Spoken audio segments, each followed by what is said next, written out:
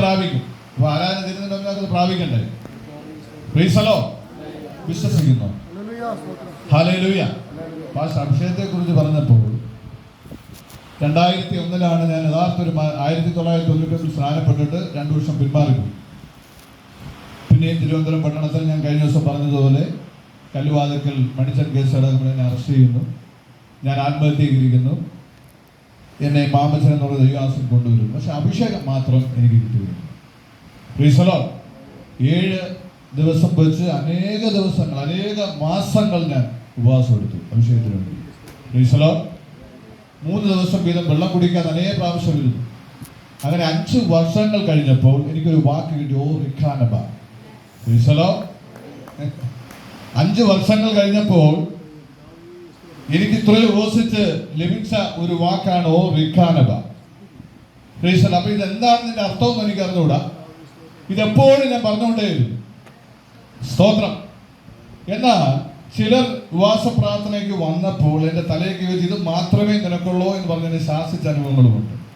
അപ്പോൾ പാസ്റ്റർമാരുടെ കയ്യിലല്ല, അവൻ ആരുടെയും കയ്യിലല്ല, ഉയരത്തിലെ ദൈവത്തിന്റെ കരങ്ങളിലാണ് ഇരിക്കുന്നത്. ഇന്ന് പകൽ ആമേൻ സ്തോത്രം. ദൈവദാസൻ പറഞ്ഞ വാക്കങ്ങനെ സംഭവിക്കട്ടെ. ഇവിടെ ഇരിക്കുന്നവരെല്ലാവരും യേശുവിനെ കർത്താവെന്ന് വായ് കൊണ്ട് പറയുന്നവരെല്ലാവരും പരിശുദ്ധാത്മാവിലാണ്. എന്നാൽ പരിശുദ്ധാത്മാവിന്റെ അടയാളമാണ് അന്യഭാഷ. അപ്പൊ അന്യഭാഷയോടുകൂടെ ദൈവത്തെ ആരാധിപ്പാൻ ഒരു തീരുമാനം, ഒരു ഒരുക്കം, ഒരു മനസ്സുണ്ടെങ്കിൽ ഇന്ന് പകൽക്കാലം നിങ്ങളുടെ മേലത് പകരും. പത്രോസ് കൊർന്നേലിയോസിന്റെ ഭവനത്തിൽ ചെല്ലുമ്പോൾ വചനം കേട്ടവരുടെ മേലെന്നാ പറഞ്ഞു. Price the Lord.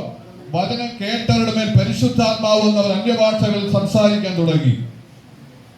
അപ്പോൾ ആമേൻ സ്തോത്രം. ഹല്ലേലൂയ. ഞാൻ ഈ 5 വർഷം എനിക്ക് ദൈവം ഇത്രയും പോരാ എന്നൊന്ന് വീണ്ടും ഇങ്ങനെ ഇരുന്ന് എനിക്ക് പ്രാപിക്കണമല്ലോ. ഈ 2 വാക്ക് പോരല്ലോ. ഞാനങ്ങനെ എൻ്റെ വാഹനം ഓടിക്കൊണ്ട സമയത്ത്, അന്ന് വാഹനം ഓടി ടാക്സിയാണ്, ഇഷ്ടം പോലെ പൈസ കയ്യിൽ വരികയാണ്.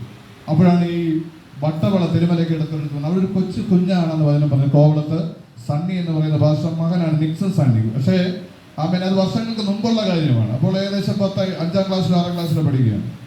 ഞാനവിടെ കടന്നു ചെല്ലുന്നു.